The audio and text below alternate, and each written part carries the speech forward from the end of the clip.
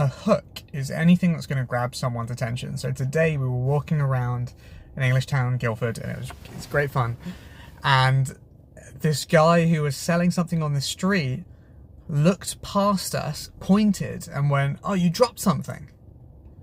And then all four of us turn around and look, and he goes, "Your gorgeous smile."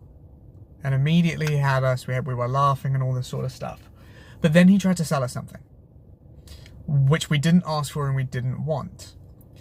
And so, I wanted to talk about the ethics behind hooks. And let me just turn this back on. The ethics behind hooks in terms of a marketing and a business sense. And I think doing a hook for the sake of grabbing someone's attention, anyone's attention, I think is not a great idea. Because my experience, if someone hooks me through essentially a lie or something outrageous that distracts me from what I'm actually trying to do, and I don't want it to happen, I think that's a bad thing.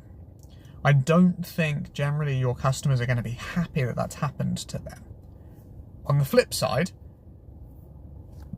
if it's something they actually want, if it's something they actually need, and you are able to grab their attention, they will be grateful for it, right?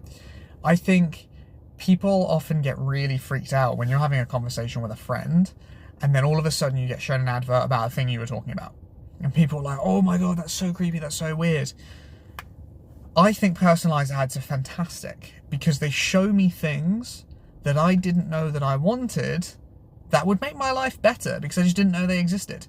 But other people just like me, that the algorithm has managed to think they're just like me, know and like these things. And so they're like, "I bet you do too."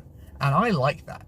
And I think instinctively, not rationally, but emotionally people agree, otherwise it wouldn't work, right? Otherwise you wouldn't see things and go, "Oh, what a great idea, oh, I didn't think about that," and then end up buying them, right? Marketing works because we want it to. At any point you can say no, you're never forced into things, and I find that really funny when marketing psychology occasionally takes people for a ride. My classic example, which I love, my mum went to a supermarket once. There was a microwave rice for sale, and she saw that it was on offer, looked at it, what the price it was meant to be, and this price was misprinted, and the price that it was now, and thought, what a great deal in terms of the discount, I'm going to buy that.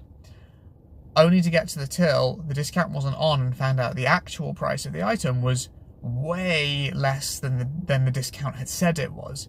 Now, in England at least, you're not allowed to do that. You can't mismarket things. You can't lie and say something's way more expensive than it actually is and then just put a discount on it.